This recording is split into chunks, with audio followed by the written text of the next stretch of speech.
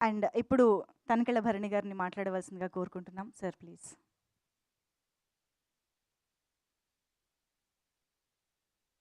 నమో వాసుదేవాయ. ఈ ఈ ఈ సినిమా గురించి మాట్లాడుతున్నప్పుడు కూడా తెలియని ఒక ఉద్విగ్నమైన ఫీలింగ్ కలుగుతుంది నాకు. ఆయన అశ్విను, నేను భరణి. అంత వెంట వెంట అశ్విని తర్వాత భరణి. గీతా ఆర్ట్స్ అల్లు రామలింగయ్య గారు గొప్ప కమ్యూనిస్టు. గీతా ఆర్ట్స్ ఎందుకు పేరు పెట్టారో ఉత్తరోత్తర అల్లు అరవింద్ గారు వివరించారు. ఏదైనా గీతా సారాంశం ఏంటంటే మంచి కర్మకి మంచి ఫలితం తప్పకుండా లభిస్తుంది. వెరీ సింపుల్, అంతకన్నా ఏం లేదు. అలాగే వేటూరి మహానుభావుడు ఏనాడైతే అరవింద్ గారి గురించి ఒక్క లైన్ చెప్పాడు, అది జీవితాంతం మర్చిపోలేను. నిజంగా లక్షలు ఇవ్వచ్చు ఆ పదానికి. ఏమిటంటే అల్లు అరవింద్ని సంధి చేసి అల్లరి విందు అన్నారు. ఆయన ఎక్కడున్నా సరే మామూలు సరదాగా ఉండడానికి, అల్లరి చేయడానికి, కాకపోతే విందులాంటి అల్లరి చేయడం నిజంగా thank you so much sir.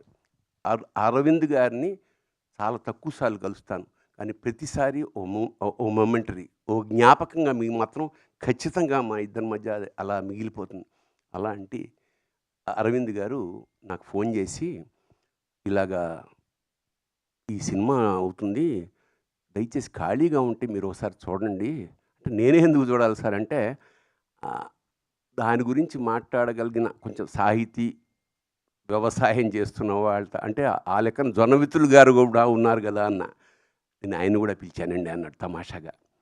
సరే, నిన్న కుటుంబ సమేతంగా మేము థియేటర్కి అల్లు అరవింద్ గారి ఏ అక్కడికే వెళ్ళి చూసాం sir. So it was not theatre sir, it was a temple yesterday. It was, I think the feeling is continuing. ఒక కూర్చున్న 5వ నిమిషానికి మేము లోపలికి వెళ్ళిపోయాం. ఏనాటి భక్త ప్రహ్లాద, ఎస్వి రంగారావు, నరసింహస్వామి, ఆ రోజారమణి, జీవము నీవే కదా అన్న పాట అక్కడ మొదలైపోయింది. నాకు అలా వస్తూనే ఉంది ఒక్కొక్క సీను. ఇది సినిమా తీశారా లేకపోతే సాక్షాత్కారం జరుగుతోందా మాకు అర్థం కాలేని ఒక అద్భుతమైన లోపలికి వెళ్ళిపోయాం.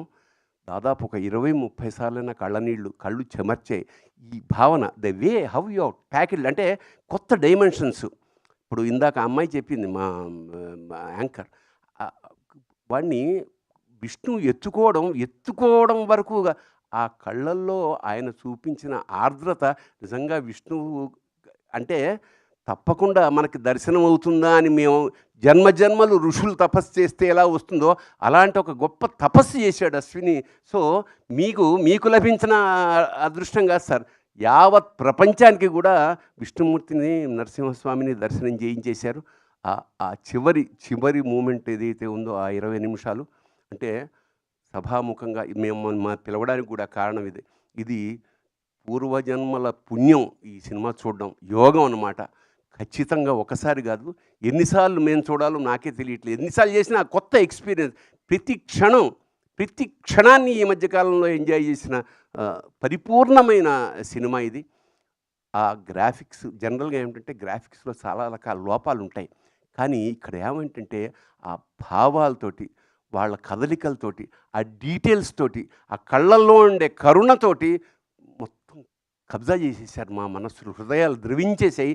ఇంకా చివరికి ఇది మహావతారం ఎందుకని పెట్టారా, అవతారమే కదా అంటే నిజంగా అంత పెద్ద నారసింహుణ్ణి నా జీవితంలో చూశారు. కానీ స్క్రీన్ అంతా నిండిపోయి విశ్వరూప సందర్శనం ఏకకాలంలో ఎలా జరిగితే ఎలా ఒళ్ళు గగరు పుడుతుందో అలా ఒక ఉద్వేగానికి లోనైపోయాం.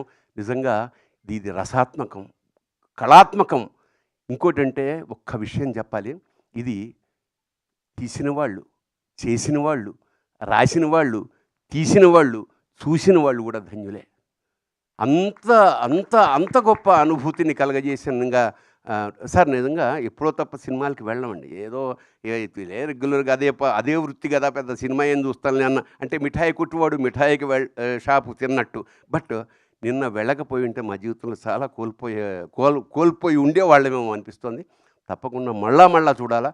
అంతా అయిపోయి సార్ మేము సినిమా బయటకు వస్తుంటే మా మనవడు కూడా వచ్చాడు, 3 ఏళ్ల వాడు. వాడిని జొన్నవిత్రులు గారు అడిగారు లిఫ్ట్‌లో, "ఒరేయ్ నువ్వు రక్త ప్రహ్లాదుడివా, నారసింహుడివా?" అంటే వాడు అన్నాడు. అంటే ఒక 3 ఏళ్ల వాడి మనస్సులోకి నరసింహస్వామి ఎలా ప్రవేశించేశాడో ఆశ్చర్యం వేస్తోంది.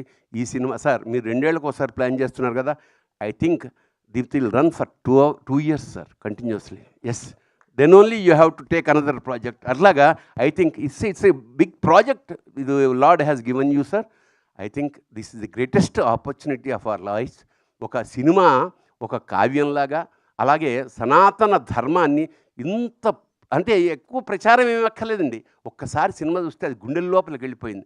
ఇలాంటి సినిమా నిర్మించిన వాళ్ళకి చెప్పాం, ఇలాంటి అవకాశం ఇచ్చిన మాకు కూడా మా జన్మలు ధన్యమయ్యేగా భావిస్తూ జై నారసింహ, జై నారసింహ, జై నరసింహ.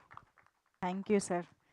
నిజంగానే మళ్ళీ 2027లో మళ్ళీ మా ముందుకు సినిమా వచ్చే వరకు కూడా దీన్ని మేము చూసి ఆస్వాదిస్తూనే ఉంటాం, అనుభూతి చెందుతూనే ఉంటాం అని అర్థమైపోతుంది ఈరోజు థియేటర్స్లో చూస్తుంటే కూడా సిట్యువేషన్.